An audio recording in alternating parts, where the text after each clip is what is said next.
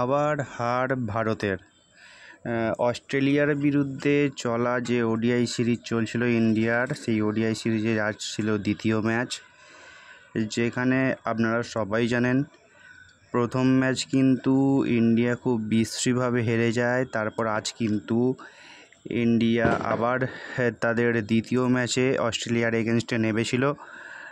Series 1-1 ফলাফল নিয়ে আসার জন্য, সেখানেও কিন্তু আজ হার স্বীকার করতে হয় টিম ইন্ডিয়াকে, এবং যার ফলে অস্ট্রেলিয়ার বিরুদ্ধে কার্যত অস্ট্রেলিয়ার বি টিমের কাছেই ভারত 2-0 ব্যবধানে হেরে সিরিজের দুটো ম্যাচই হেরে গেল পরপর। এখনও একটা ম্যাচ বাকি রয়েছে, তো দুটো ম্যাচ হেরে কিন্তু অবশেষে ভারত সিরিজটাকে হাতছাড়া করলো। তো ওডিআই সিরিজের দ্বিতীয় ম্যাচে যখন আজ মাঠে নেমেছিল ভারত, প্রথমে কিন্তু টসের দিকে যদি যাই, টস জিতেছিল কিন্তু টিম অস্ট্রেলিয়া টস জিতে কিন্তু ভারতকে ব্যাটিং করতে পাঠায়। অনেকেরই কিন্তু ধারণা ছিল প্রথম ম্যাচে টপ অর্ডার তথা রোহিত শর্মা, শুভমান গিল, বিরাট কোহলি, শ্রেয়াস আয়ার এরা কিছু করতে পারেনি তেমন কিছু, হয়তো এই ম্যাচে ভালো কিছু করবে, কিন্তু রোহিত শর্মা কিছুটা ক্রিজে দাঁড়ালো, শ্রেয়াস আয়ার কিছুটা চেষ্টা করলেও শুভমান গিল আর বিরাট কোহলি কিন্তু সম্পূর্ণভাবে ব্যর্থ। শুভমান গিল কিন্তু তার ক্যাপ্টেন্সিতে ওডিআই সিরিজের প্রথম সিরিজটাই কিন্তু তাকে হাতছাড়া করতে হলো। যদি দেখি ইন্ডিয়ার স্কোর কার্ডের দিকে, রোহিত শর্মা লড়াকু 73 রান, 97 বলে 73 রোহিত শর্মার। শুভমান গিল যেখানে 9 বলে 9 রান করে, বিরাট কোহলি আবার 0, অক্ষর প্যাটেলের 41 বলে 44, শ্রেয়াস আয়ারের 77 বলে 61, হার্ষিত রানার 18 বলে 24। যতটুকু পেরেছে লড়াই হয়েছে, লড়াই করে কিন্তু মোটামুটিভাবে কার্যত যতটুকু লড়াই করার মতো স্কোর মাত্র 264 রান করতে পেরেছিল ভারত। সম্মানজনক একটা স্কোর মোটামুটি বলা যায়, 9 উইকেটে 50 ওভারে 264। যেখানে ভারতের ব্যাটিংকে ধরাশায়ী করেছে যে অস্ট্রেলিয়ার বোলারেরা। যদি আসি, ভালো বল করেছে অ্যাডাম জাম্পা, যেখানে অ্যাডাম জাম্পা কিন্তু 10 ওভারে 60 রান দিল, তুলে নিয়েছে 4টে উইকেট। ভালো বল করেছে অস্ট্রেলিয়ার হয়ে জেভিয়ার বার্ডলেট, যে কিনা 10 ওভারে 1 মেডেন দিয়ে 39 রান দিয়ে 3টি উইকেট নিয়েছে। মিচেল স্টার্ক অ্যাজ ইউজুয়াল বরাবর মিচেল স্টার্কের মতনই বোলার, বড় ম্যাচের বোলার, 10 ওভারে 62 রান দিলেও কিন্তু নিয়েছে 2টি উইকেট। যেখানে কিন্তু ভারত 264 রানে থেমে যায় 9 উইকেটের বিনিময়ে। জবাবে ব্যাট করতে নেবে অস্ট্রেলিয়া কিন্তু ভারতের মতো ওই ভুল করেনি, নিজেদের মধ্যে খেলে ছোট ছোট পার্টনারশিপ তৈরি করার চেষ্টা করে এবং আস্তে আস্তে লক্ষ্যের দিকে এগিয়ে যায় অস্ট্রেলিয়া।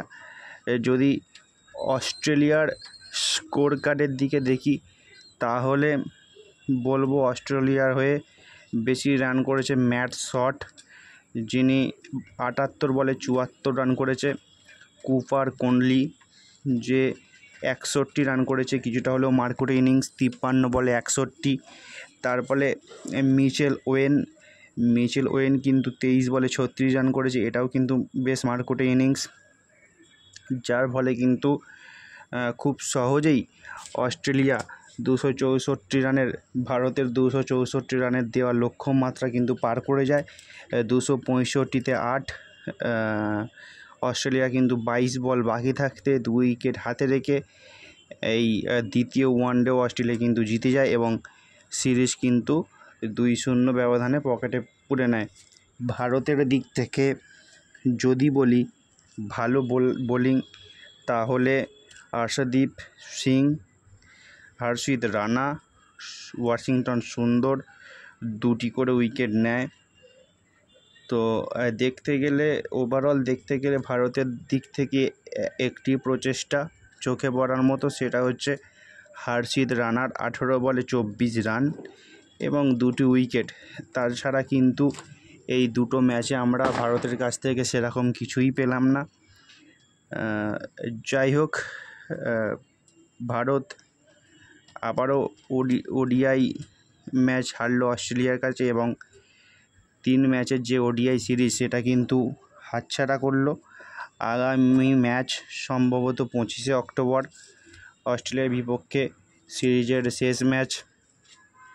ওটা নিয়ম রক্ষার ম্যাচ হয়ে দাঁড়ালো। দেখা যাক আগামী ম্যাচে ভারতের পারফরমেন্স কেমন থাকে, সেটার দিকে লক্ষ্য থাকবে আমাদের সকলেরই। কিন্তু এইবার আসি ভারতের টপ অর্ডার, যেখানে শুভমান গিল আবারও ব্যর্থ হয়ে গেল। এটা জানি না শুভমান গিলের অফ ফর্ম নাকি নেতৃত্বের চাপ, সেটা সময় বলবে। শুভমান গিলের ভবিষ্যতেই দেখা যাবে কি হতে চলেছে। যদি বলি বিরাট কোহলি কিন্তু বহুত দিন পর মাঠে নামলো। পরপর দুটো ইনিংস কিন্তু 0 রানে তাকে ফিরতে হলো। রোহিত শর্মা 73 রানের একটি ইনিংস খেললেও বিরাট কোহলি কিন্তু আজ আবার ফ্লপ। তাহলে কি এইবারে আমাদের ভাবতে হবে যে বিরাট কোহলি এবং রোহিত শর্মার অবসরের সময় হয়ে এসছে, নাকি 2027 বিশ্বকাপ রোহিত শর্মা এবং বিরাট কোহলির খেলা উচিত? সেটার ব্যাপারে আপনারা কি বলছেন অবশ্যই কমেন্ট বক্সে কমেন্ট করে জানান। আমার ভিডিও ভালো লাগলে অবশ্যই চ্যানেলটি সাবস্ক্রাইব করুন, সাথে থাকুন, পাশে থাকুন, দেখতে থাকুন টুইন্স ম্যাজিক ইউটিউব চ্যানেল। নমস্কার।